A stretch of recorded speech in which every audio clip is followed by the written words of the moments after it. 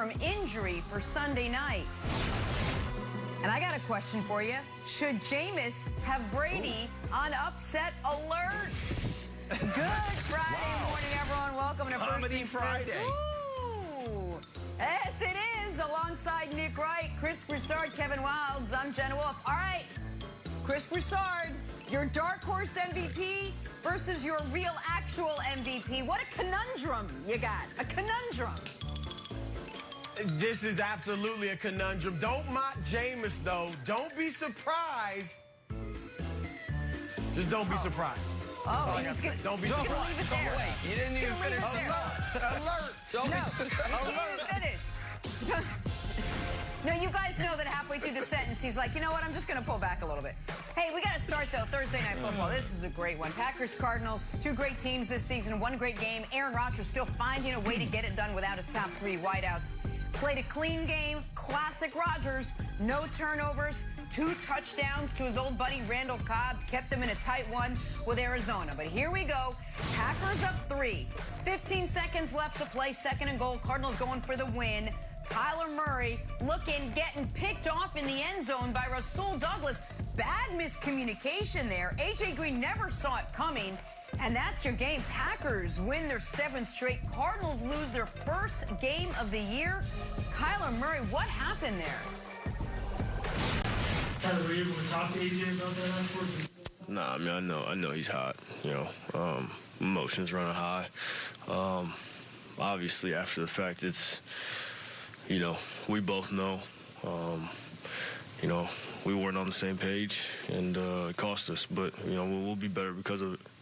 What was the plan that last play? What did you want, just in general? That. One-on-one over there, yeah.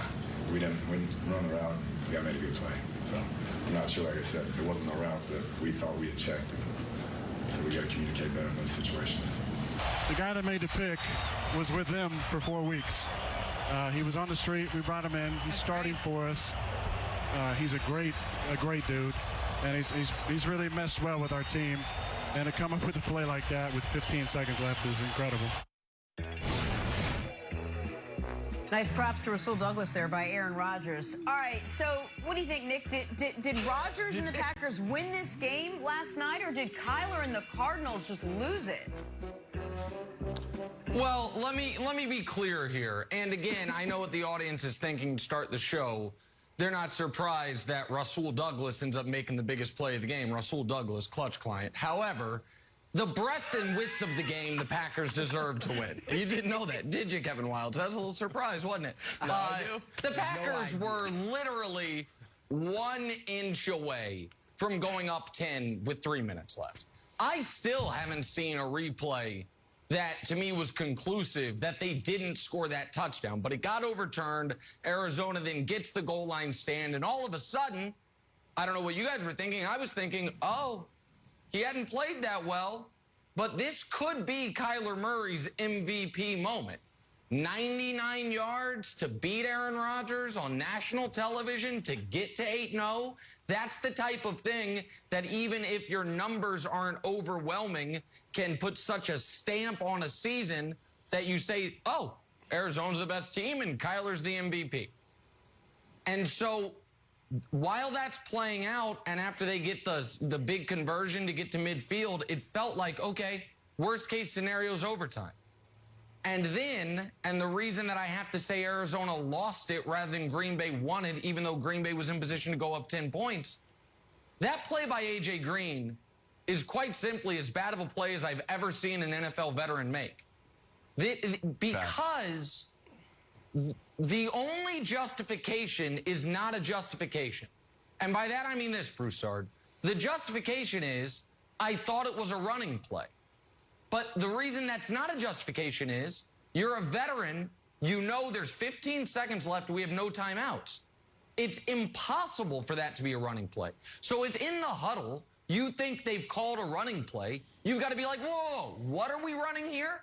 Because you can't say he thought it was a passing play, because then that's offensive pass interference. Even if the ball's going somewhere else, he's blocking up the field. So he ran this as if it were a running play. When, again, down 3, 15 seconds, no timeouts, it's impossible to call a running play there. Even Cliff Kingsbury's not calling a running play there. So this is just an all-time gaffe by a really good player who's been good for them this year. And so because of that, I got to lay it at the Cardinals' feet. This is as bad of a play as an NFL veteran has made all season. All right, well, for those of you who may not have picked that up, that was a little shot at Cliff Kingsbury in there. Even Kingsbury wouldn't call a running play, just so you're ready for that. All right, I'm going to get to that in a moment, Nick. But first, I do want to give props to the Packers because we all know how banged up they were on the defensive side of the ball, and because of COVID, they're missing their 3 top receivers offensively, not to mention the defensive coordinator. And they came out and played terrifically. They executed the game plan to perfection. I thought it was a tremendous game plan from Matt LaFleur. Clearly, it was dink and dunk. Rodgers had, 5 or 6 passes over 10 yards, something like that.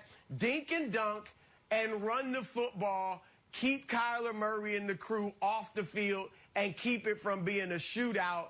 So LaFleur, we all remember, obviously, the NFC title game where he didn't go for it. All right, went for the field goal.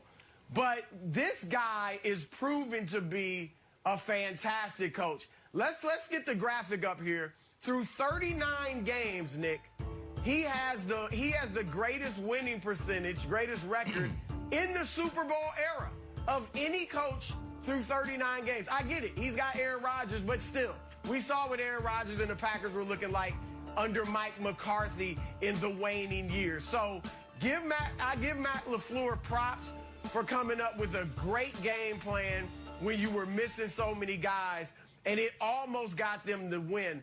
The one thing I will go at him at, and it doesn't sound like Nick, and I bet you're with it too, Wilds, I did not like the 4th and goal call to go for the touchdown. I think they should have went for the field goal. And give me the analytics and all that. You can throw it. Look, there's a human element here. They had 1st and goal. They had been stopped 3 times.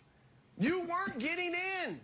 Kick the field goal, force Arizona to have to score a touchdown, because the reason Arizona was able to march down so easily is because Green Bay obviously knew they need a touchdown. We're softened up our defense a little bit. And so I don't know that they don't march down like that, I believe, if they know they need the touchdown versus a field goal. So that's the only thing I'll say I disagree with LaFleur. Now, Rodgers on the field, you could see he wanted to go for it. And maybe LaFleur's thinking, I remember that game, I didn't go for it in the NFC title game. Got him upset at me. Let me go for it.